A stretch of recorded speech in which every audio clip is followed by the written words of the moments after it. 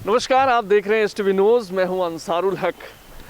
256 दिनों के बाद बिहार में स्कूल के दरवाजे आज खुले हैं। आज वो दिन है जो मानव जाति ने कोरोना जैसी महामारी का दंश झेलने के बाद, अभी भी कोरोना है लेकिन इसके बाद जो है धीरे धीरे मानव ज़िंदगी जो है पटरी पे आ रही है। और इसके क्रम में आज पूरे बिहार में माने 4 जनवरी से आज तमाम स्कूल खोले गए हैं। लेकिन अभी जो है 9th से 12th तक, यानी कि 9वीं कक्षा से 12वीं कक्षा तक के जो छात्र हैं उनके लिए खोले गए हैं। उसमें भी कई तरह के गाइडलाइंस हैं जिसके तहत स्कूल का संचालन करना है। लेकिन बड़ी बात यह है कि आज से एक पॉजिटिव एनर्जी का संचार हुआ है। वो छात्र जो एक तरह से कई छात्रों के बारे में आया सुनने में कि वो बच्चे डिप्रेशन में जा रहे हैं और जो है चिड़चिड़े हो रहे हैं, और चूँकि उनकी स्कूलिंग नहीं होती थी और स्कूल में नहीं खुलने की वजह से उनके जीवन पर बहुत बुरा प्रभाव पड़ा। यानी कि पूरे इस तरह का माहौल कभी नहीं देखा गया। लेकिन अच्छी बात यह है, आज का दिन बहुत शुभ है। आज का दिन स्कूल के दरवाजे खुले हैं बच्चों के स्टडी के लिए। तो इसका जायज़ा लेने के लिए हम पहुंचे हैं आज मोतिहारी के माउंट लिटेरा जी स्कूल के कैंपस में। यहाँ हम जानेंगे और यहाँ छात्रों से भी बात करेंगे और यहाँ के जो प्रिंसिपल हैं या टीचर्स हैं उनसे भी बात करेंगे कि वो किस तरह का फील कर रहे हैं और किस तरह से क्लास चल रही है। ये तमाम चीज़ें हम आपको दिखाएंगे। तो चलिए हम माउंट लिटेरा जी स्कूल के में इंटर करते हैं और यहाँ हम लोगों से बात करते हैं। लंबे समय बाद इस तरह का 256 दिनों तक स्कूल बंद रहे हैं। सर, बहुत बहुत मुबारक। आखिरकार 256 दिनों बाद आपके छात्रों से जो है आपका इंटरेक्शन हुआ और स्कूल के दरवाजे खुले। कैसा महसूस कर रहे हैं? पहली टिप्पणी हम यही जानना चाहेंगे आप। देखिए, जैसे हम लोग कहते हैं कि बिन बादल बरसात नहीं होती, बिन स्टूडेंट्स के कभी पढ़ाई नहीं होती है। स्कूल रेगिस्तान लगता है। तो सही बात है, 256 दिन के बाद बच्चे स्कूल आए हुए हैं। बहुत खुशी हो रही है कि अल्टीमेटली हम लोग सर्वाइव करने के बाद आज हम लोग फिर से दोबारा स्कूल को चला पा रहे हैं। बच्चे अच्छे महसूस कर रहे हैं, बच्चे काफ़ी खुश हैं इस डिसीजन से।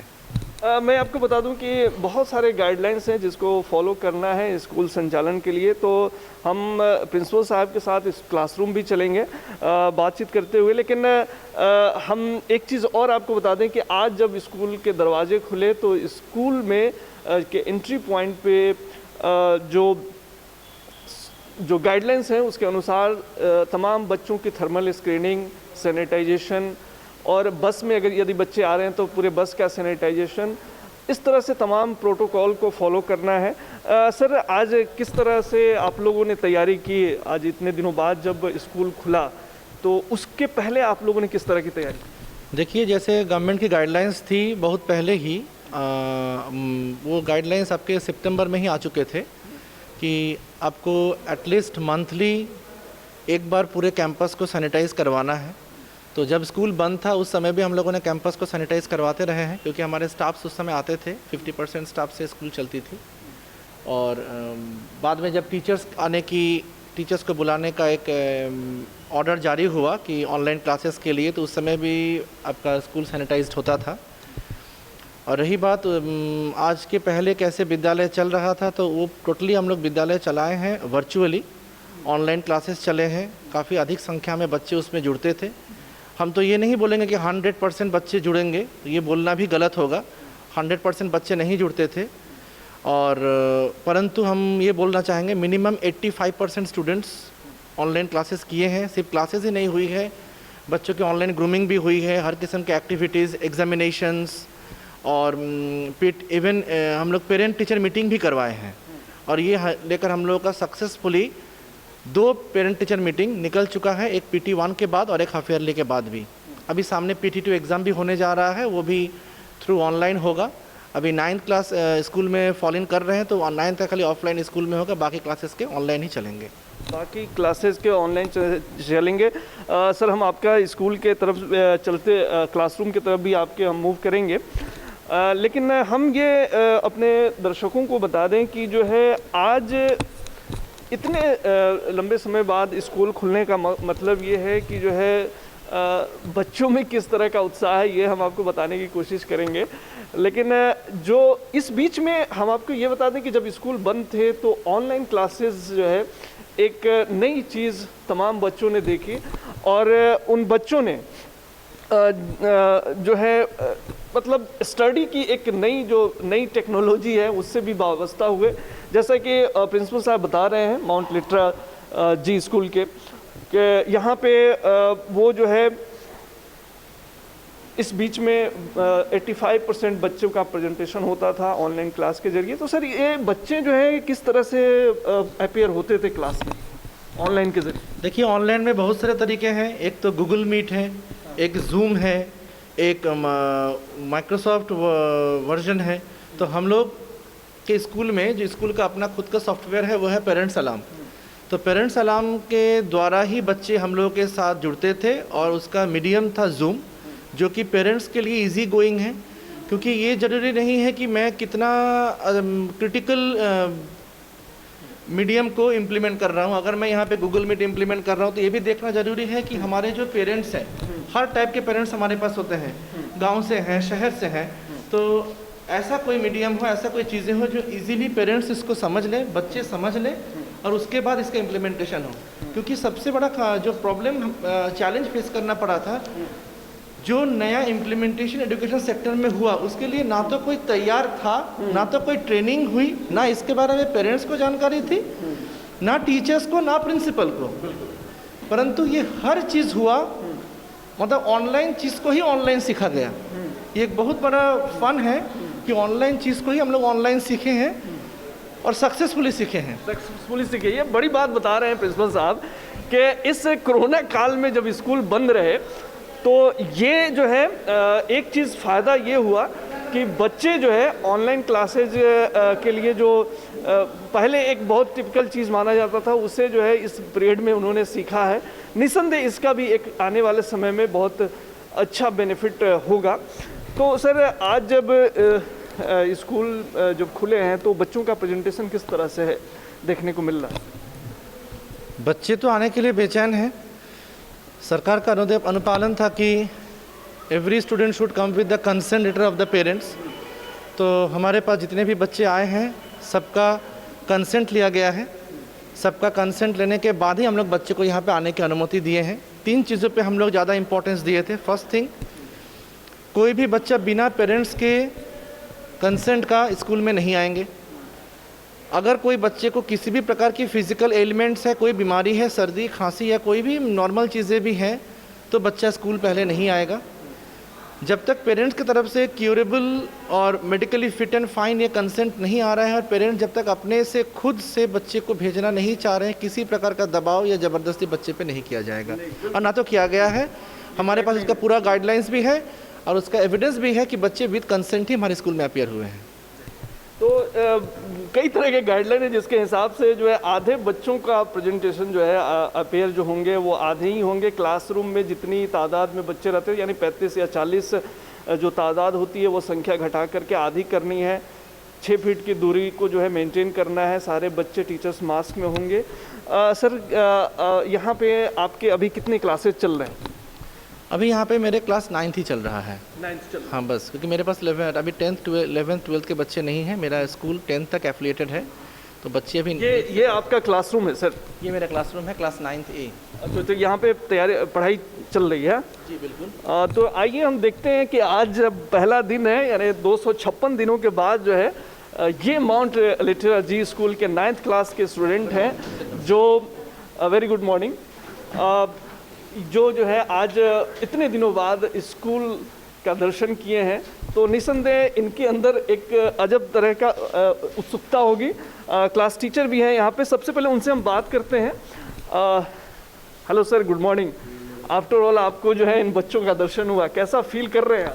आई am feeling very happy sir, because there is a so long time we detach with one another, so I am very happy having looked at my students and teaching something. तो इस बीच में आप लोग online class लेते थे? Yes, we continue take online classes. अभी sir यहाँ पे जो बच्चे हैं अभी किस चीज़ का क्लास ले रहे हैं आप? कौन सा subject? Sanskrit class, sir. It is Sanskrit class, yeah. क्या पढ़ा रहे हैं? आज तो इतने दिनों बाद बच्चे भी कुछ समझ नहीं पा रहे होंगे कि क्या पढ़ना है। आप भी जो है No, they are very excited to learn something. So I have started today Sandhi, Vyanjan Sandhi. Yes, sir. That is Yaro Anunasken Nunasko Va. एक सूत्र है ये, उसी सूत्र की व्याख्या मैंने किया है. I have explained that सूत्र. Yeah. तो अभी जब हम यहाँ आए हैं तो यहाँ संस्कृत की क्लास चल रही है। कुछ जो स्टूडेंट हैं वो यहाँ पे हैं, उनसे भी बात करने की कोशिश करते हैं। आपका नाम क्या है? सर माया। माया। माया, अच्छा। इतने दिनों बाद स्कूल खुला है, आप लोग स्कूल में आए हैं, कैसा फील कर रही हैं? Sir I am feeling very good and according to me offline studies are far better than online studies. वो एक्सपीरियंस कैसा रहा आप लोगों से? आपसे भी मैं जानना चाहूँगा, आपका क्या नाम है? सर अंकिता। कैसा एक्सपीरियंस रहा इतने दिनों बाद जो है? आप लोग ऑनलाइन क्लास किए थे? Yes sir. कैसा रहा वो? सर ऑनलाइन क्लासेस बेटर थे, बट लेकिन ऑनलाइन के मुकाबले में ऑफलाइन को कहूँगी these are the betters because by doing the offline class we are understanding the topics very well, by which we can prepare for our exams also, because online classes are also beneficial, but it is not that much good, I think, because by experiencing by teacher or face to face we are understanding that much. It is better. तो ये जो है बच्चे भी जो है online का लिए हैं, लेकिन ऑफलाइन की बात ही कुछ अलग है। आपका क्या नाम? हर्षिता प्राशर। हर्षिता, आप जब ये लॉकडाउन हुआ और स्कूल नहीं आते थे तो कैसा मन करता था? आपको कभी ऐसा लगता था कि नहीं स्कूल खुलना चाहिए और तमाम चीज़ें जैसे आप पहले स्कूल जाती थी वैसे आना चाहिए? Yes, we are feeling very boring on our home because in the school we are studying very actively. We are experiencing the face-to-face the conversation of between teachers and the students.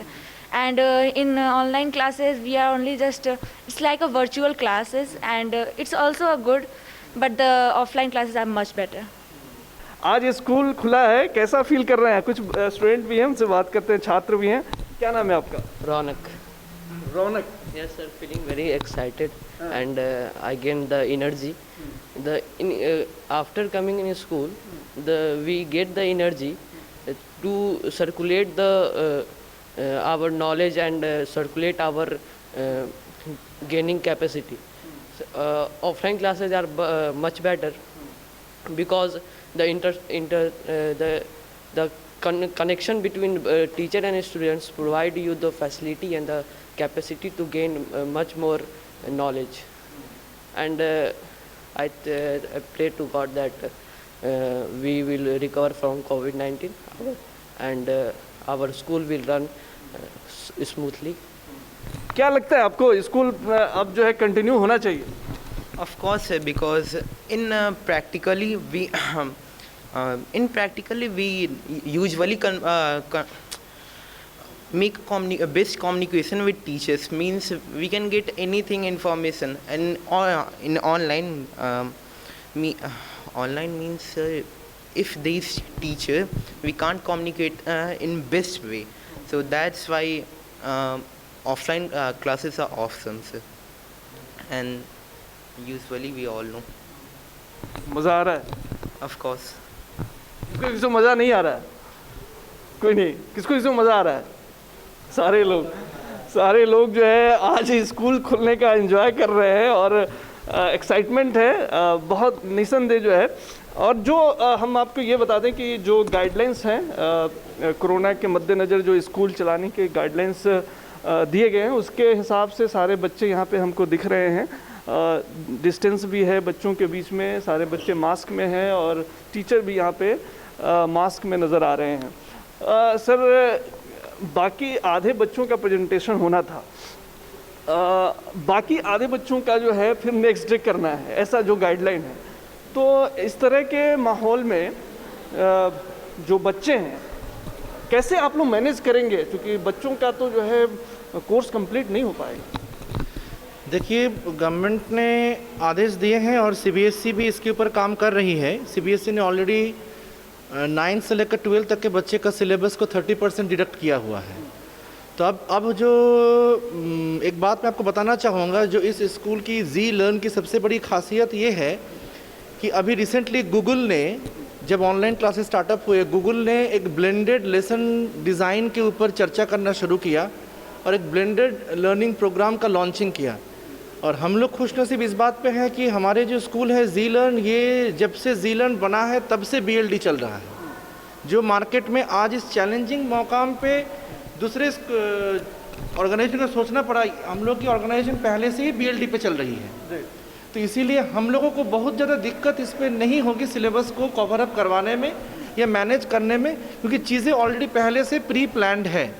कोई भी branded school ये करता है, 2 तरीके के plan होते हैं कि one is emergency plan and one is general plan. तो वो दोनों प्लान पहले से ही मौजूद हैं। हमारे ऊपर भी और भी अधिकारी लोग हैं, आरएसडी हैं, जनरल डायरेक्टर हैं, तो ये लोग हैं, सब लोग मिलकर हम लोग काम करते हैं। It's all about a team work और बहुत ज़्यादा तकलीफ हम लोग को होने वाली नहीं है, हम लोग इसको कवर अप कर लेंगे। मेरा एक सुझाव और ये एक रिक्वेस्ट है, अगर ये आवाज़ गवर्नमेंट तक पहुंचती है, लोकल गवर्नमेंट तक भी पहुंचती है, हमारा स्कूल जो है स्टेबल है, प्रॉपर इंफ्रास्ट्रक्चर है, सब कुछ है, परंतु सवाल हम लोग कर रहे हैं स्कूल पे नहीं, सवाल हम लोग कर रहे हैं बच्चों पे, क्योंकि बच्चे देश के भविष्य हैं। तो क्या खाली माउंट लिटरेसी के बच्चों का ही ध्यान रखा जाएगा? उन बच्चों का क्या जो बच्चे बाकी विद्यालय में पढ़ते हैं? उन बच्चों का क्या जो बच्चे सरकारी विद्यालय में पढ़ते हैं? वो बच्चे भी तो बच्चे हैं, उनकी भी तो भविष्य है, उनकी भी जिम्मेदारियां हैं। तो मेरी सरकार से रिक्वेस्ट है कि खाली गवर्नमेंट स्कूल को ही नहीं, क्योंकि सबको पता है कि इकोनॉमिकली और फिनेंशियली हर एक एजुकेशन ऑर्गेनाइजेशन कितना ज़्यादा चैलेंजिंग फेस के अंदर से गुजरा है। टीचर्स गुजरे पर फिर भी बिना सैलरी के भी टीचर्स काम किए हैं, कर रहे हैं, बहुत सारे स्कूलों में कर रहे हैं। 100% सैलरी पेमेंट करने की क्षमता बहुत सारे विद्यालयों की नहीं रही है, पेरेंट्स को फीस पूरा देने की क्षमता नहीं रही है, बहुतों के बिजनेस खत्म हो गए हैं, बहुतों के बहुत सारी चीज़ें परेशानी में आ गए हैं। परंतु अब आज समय ये है कि गवर्नमेंट को कम से कम एक फंडिंग करनी चाहिए, जिससे हर विद्यालय अपने अपने डिस्ट्रिक्ट पे प्रॉपर सैनिटाइजेशन हो, जिसका एक्सपेंस गवर्नमेंट बियर करे। स्कूल के द्वारा ये हमेशा संभव नहीं होता है, क्योंकि ये भी नियर अबाउट 1-1.5 लाख, 2 लाख, 2.5 लाख का कॉस्टिंग हो जाता है, जो ओवरकम नहीं हो पाते हैं। ट्रांसपोर्ट भी नहीं चल पाए हैं, गाड़ी बैठ गई है, फिर भी हम लोगों को रोड टैक्स भरना पड़ रहा है। गवर्नमेंट इसके ऊपर कोई फैसला नहीं सुना रहा है, जबकि हरियाणा गवर्नमेंट ने ऑलरेडी रोड टैक्स 6 महीने का माफ़ कर दिया है, पर अभी तक बिहार गवर्नमेंट में ऐसा कोई सुझाव नहीं आया है। हम लोग वेट कर रहे हैं कि काश कोई सुझाव इसके ऊपर आए, इसके ऊपर हो, ताकि थोड़ा सा पेरेंट्स को राहत मिले, विद्यालय को राहत मिले और हम लोग फिर से व्यवस्थित तरीके से विद्यालय को सुचारू रूप से आगे चला पाएँ, जैसे कि पहले चलाते थे। पहले के जैसा माहौल तो नहीं ही होगा, क्योंकि डिस्टेंसिंग अभी कंटिन्यू मेंटेन रहेगी, आगे भी रहेगी और रहना भी चाहिए, परंतु एक फाइनेंशियली बैलेंसिंग करने के लिए, इकोनॉमिकली खड़े होने के लिए गवर्नमेंट का हेल्प की ज़रूरत है, हर विद्यालय को ज़रूरत है, चाहे वो सरकारी हो चाहे वो प्राइवेट हो। ये बहुत बड़ी बात है कि स्कूल इंडस्ट्री एक तरह से आप कह लें कि वो जो है बहुत बुरे दौर देखा है उसने। आमतौर से जो है ऐसा कभी बुरा दौर देखने को नहीं मिला, क्योंकि जो स्कूल के जो ऑनर्स हैं, जो प्राइवेट स्कूल ख़ास तौर से, उनकी बिल्कुल कमर टूट गई। बार बार जो है लोग प्रोटेस्ट करते नज़र आए कि स्कूल खोली जाए, लोग प्रदर्शन किए और कई तरह का लोग जो है अपनी आवाज़ बुलंद किए, लेकिन बावजूद इसके स्कूल जो है अल्टीमेटली जो है अब खोलने का 4 जनवरी से यानी आज से हुआ। तो एक बड़ा इन लोगों का सवाल भी है कि जो टैक्सेस हैं, जो बस जो लोन पे लिए हैं, लिए गए हैं, तो उनके जो टैक्सेस हैं उसको जो है कम किया जाए या ख़त्म किया जाए। तो कुल मिलाकर के अभी चीज़ें पटरी पर आने में बहुत वक्त लगेगा और धीरे धीरे चीज़ें दुरुस्त होंगी। लेकिन आज एक अच्छी बात यह है कि कम से कम आज से वो तमाम चीज़ें सुचारू रूप से चलाने की पहली सीढ़ी जो है के तौर पे जो है शुरू की गई है, यानी कि 9वीं से 12वीं क्लास के बच्चे जो है आज से स्कूल जा रहे हैं।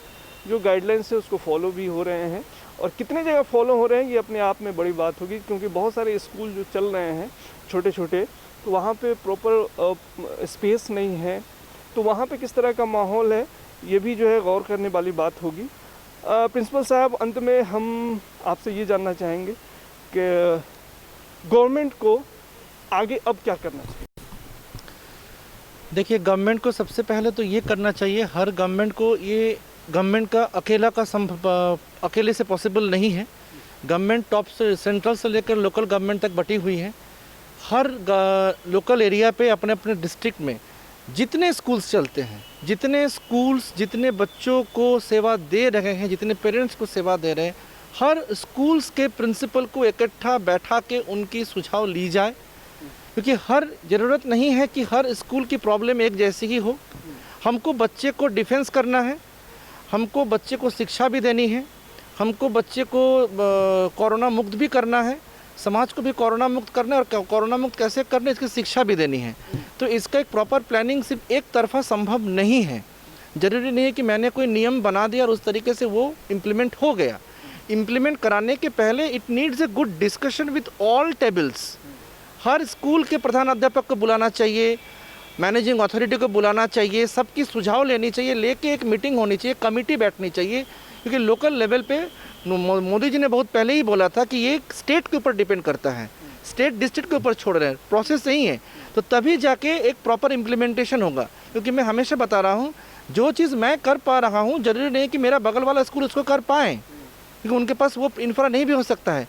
एक दिन में इंफ्रा खड़ा करना भी संभव नहीं है, फिनेंशियली सबकी कमर टूट चुकी है, रोड टैक्स माफ़ किसी का नहीं हो रहा है, जबकि बसेस चली ही नहीं है।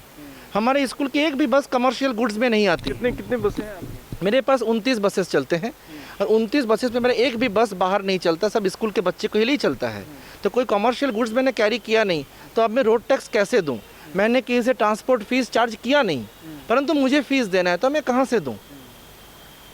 सरकार बोलते हैं कि रिजर्व फंड में मिनिमम आपका अमाउंट 1.5 होना चाहिए, तो वो 1.5 क्या सफिशिएंट है उसको क्लियर करने के लिए? तब मैं सैनिटाइजेशन किससे कराऊं? मैं रोड टैक्स कहाँ से क्लियर करूं? मैं बच्चों को मास्क कहाँ से दिलवाऊं? मैं टीचर्स को फुल सैलरी कहाँ से दिलाऊं? एक कोई भी फंडिंग प्रिंसिपल अमाउंट एक टाइमिंग तक रहता है, पर ये आज 1 साल होने जा रहा है, 256 दिन, 100 days left, 1 year to be completed. तो ये चीज़ें मेरी हैं कि एकदम लोकल लेवल तक इस चीज़ को बारीकी से देखा जाए, ऊपर ही ऊपर खाली इम्प्लीमेंट करके नहीं हो पाएगा ये चीज़, तभी जाके प्रॉपर वे में चलेगा। क्योंकि ऐसे बहुत सारे आवाज़ हैं जो आज ज़मीन पे दबे हुए हैं, और वो आवाज़ है बहुत सारे स्कूल संचालक के, आवाज़ है बहुत सारे पेरेंट्स के, आवाज़ है बहुत सारे बच्चों के। स्कूल फीस मांगा, सहमत हूँ इस बात से। क्यों मांगा? क्योंकि सरकार ने हमें कोई माफ़ नहीं दिया। या तो हमको भी बोले आपको कुछ नहीं देना है, आपको हम फंडिंग कर रहे हैं, जिसको लेके काफ़ी आंदोलन चल रहे हैं, परंतु कोई फंडिंग कोई प्राइवेट ऑर्गेनाइजेशन पास नहीं आया। हर सरकारी विद्यालय के शिक्षक को टाइम पे वेतन मिले, पैसा मिले, क्लासेस भी नहीं चला। कोई भी सरकारी विद्यालय में ऑनलाइन क्लासेस नहीं चला है पूरे मोतिहारी में। प्राइवेट स्कूल्स पे चले हैं, प्राइवेट स्कूल्स ही हैं जिसने सरकार के हर नियमों का अनुपालन किया, और ये प्राइवेट स्कूल्स ही हैं जिनको कोई अनुदान नहीं मिला। ये बड़ा सवाल जो है प्रिंसिपल साहब उठा रहे हैं, और निसंदेह ये जो मतलब जो मंदी आई है यानी तमाम क्षेत्रों में, उससे स्कूल जो प्राइवेट स्कूल जो संचालक हैं या जो टीचर्स हैं उन पर जो है एक बड़ी मुसीबत लेकर के आया। और ऐसे में हालांकि सारे लोग कोरोना के इस दौर में प्रभावित हुए, तो जो इस बच्चे के गार्जियंस हैं उनके लिए भी ये है, तो एक बड़ा कॉम्प्लेक्सिव मामला है। इसको बहुत सरकार को गौर फिक्र करके तमाम चीज़ों को ध्यान में रखते हुए हैंडल करने की ज़रूरत है। 256 दिनों बाद एजुकेशन सेक्टर को एक बार फिर से पुनः पटरी पे लाने की कोशिश हो रही है, और इस कड़ी में आज से स्कूल खोले गए हैं। 9वीं से 12वीं क्लास तक के बच्चों के लिए कुछ गाइडलाइंस जारी करते हुए स्कूल खोले जाने की बात कही गई। आज स्कूल का पहला दिन है, तो आज जब इतने दिनों बाद कोरोना काल की जो विभीषिका है उसको झेलने के बाद जब स्कूल खुल रहे हैं, तो स्कूल के जो मैनेजमेंट से जुड़े लोग हैं वो क्या सोच रहे हैं, यह जानने के लिए आज हम पहुंचे हैं माउंट लिटरा जी स्कूल मोतिहारी के जो मैनेजिंग डायरेक्टर हैं शुभम गुप्ता जी, उनके पास। शुभम जी, क्या फील कर रहे हैं? बहुत बहुत बधाई कि आफ्टर ऑल आप लोगों को स्कूल खोलने की इजाज़त मिल गई। जी, सबसे पहले तो आप सभी का हमारे माउंट लिटरेसी स्कूल के प्रांगण में आप सभी का स्वागत है और नए साल की शुभकामनाएं। और काफ़ी बढ़िया लग रहा है क्योंकि स्कूल की शोभा उनके बच्चों से ही होती है। और जहाँ तक बात है 2020 में हम लोगों ने बहुत सारी चुनौतियों का सामना किया, बहुत सारे कठिनाइयों से गुजरे हैं, लेकिन फिर भी हमारे जो मेंबर्स हैं, हमारे जो शिक्षक शिक्षिकाएं, हमारे प्रधानाचार्य हैं, हमारे अंदर जो जज्बा था, जो जोश था, उसके साथ हम उन्होंने फिर से पुनः प्रयास किया और धीरे धीरे सारे चीज़ सुचारू रूप से, सुचारू ढंग से पटरी पे आ रही है। और हमारी ये मनोकामना है हमारे बच्चों का जो शिक्षा है वो फिर से अच्छे से चलता रहे। इतने दिनों तक स्कूल बंद रहे हैं और जाहिर सी बात है जब स्कूल में बहुत सारे इन्वेस्टमेंट होते हैं, जो स्कूल के जो टीचर्स हैं उनकी सैलरी है, और इस कोरोना काल में जो है जो फीस होते हैं, जो आप लोगों का इनकम का ज़रिया है वो प्रॉपर तौर से नहीं आता है। तो किस तरह की कठिनाई आप लोगों ने झेली है इन तमाम दिनों में? देखिए, सबसे पहली बात है कि जो हमारा जो कंस्ट्रक्शन था वो तो पूरी तरह से डैमेज जो होता है, जो काम जो है वो सुचारू रूप से नहीं चल पाया। हम कह सकते हैं कि 3 साल पीछे चले गए थे और धीरे धीरे सब ठीक हो रहा है। और जहाँ तक बात है शिक्षक शिक्षिकाओं की, तो फिर भी हमने उनके लिए कुछ ना कुछ ऐसा किया, कुछ सैलरी 50% 60% जो भी है, हम लोग किसी तरह मैनेज करके, किसी बजट प्लान करके, बजट को अपना एक प्लानिंग के तहत हम लोगों ने उसको किया कि उनका भी घर चले, उनकी भी सैलरी रुके नहीं। और जहाँ तक बच्चों की पढ़ाई का सवाल है, हमारे शिक्षक शिक्षिकाओं ने, प्रधानाचार्य ने ऑनलाइन के माध्यम से जो पढ़ाई को चालू रखा लॉकडाउन के दरमियान, वो काबिल तारीफ़ है। बहुत ही अच्छे ढंग से उन्होंने ऑनलाइन के माध्यम से ही बच्चों तक वीडियोज़, ऑनलाइन पढ़ाई, ई बुक्स, PDF वगैरह सब जो है पहुंचाते रहे हैं। फीस वगैरह गार्जियंस, पेरेंट्स जो थे बच्चों के, वो किस तरह से वो पे करते थे इस बीच में, आया आप लोग कैसे कलेक्ट करते थे? देखिए, फ़ीस का जहाँ तक सवाल है कि पेरेंट्स को समझना चाहिए ऑनलाइन के माध्यम से ही, लेकिन पढ़ाई तो रुकी नहीं है। कुछ चुनिंदा पेरेंट्स हैं जो दे रहे थे, बाकी मैक्सिमम 90% लोगों ने फ़ीस तो दिया नहीं। 10% 20% लोग जो थे जो चाहते थे कि उनकी बच्चों की पढ़ाई ना रुके, वो फ़ीस वगैरह 10% ही आता था, ज़्यादा तो नहीं आता था। लेकिन हमारे जो एडमिन मेंबर हैं, हमारे जो एडमिन के लोग हैं, निरंतर अभ्यास करते थे कि कुछ ना कुछ कन्विंस किया जाए पेरेंट्स को, किस तरह से पेरेंट्स को फ़ीस कलेक्शन हो, किस तरह से फ़ीस आए। तो उस पर भी बहुत प्लानिंग हुई। लेकिन अब क्या है ना कि पेरेंट्स हैं, उनको ये समझना चाहिए कि उनके बच्चों की पढ़ाई रुक नहीं रही है।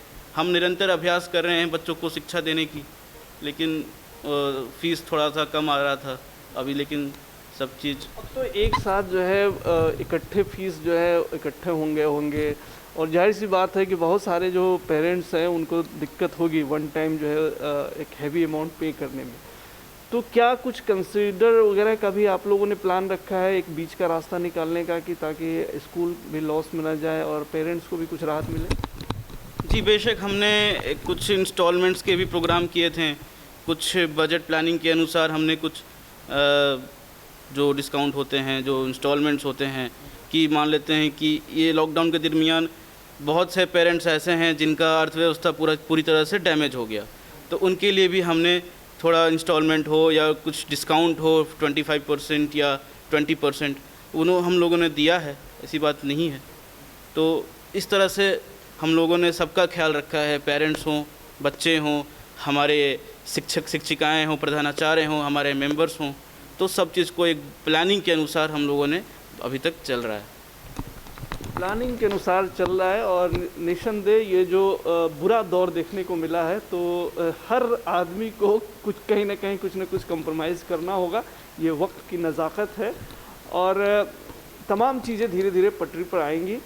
हालांकि समय के साथ जब कोरोना काल बीता उसके बाद से जो है बहुत पूरी दुनिया में जो है चीज़ें चरमरा गई और जो है आर्थिक मोर्चे से लेकर हर सोशल से लेकर हर क्षेत्र में नुकसान हुआ। लेकिन अब तमाम चीज़ें धीरे धीरे पे ट्रैक पे आ रही हैं, रास्ते पे आ रही हैं। तो ऐसे में जो एजुकेशन सेक्टर है वो भी धीरे धीरे ट्रैक पे लाने की कोशिश हो रही है। इसकी शुरुआत हो गई है, आज पहला दिन है। शुभम जी बहुत बहुत शुक्रिया हमसे बात करने के लिए। कुछ ऐसा मैसेज जो गवर्नमेंट से, कुछ ऐसी चीज़ जो आप गवर्नमेंट से चाहते हो इन तमाम सिचुएशन में?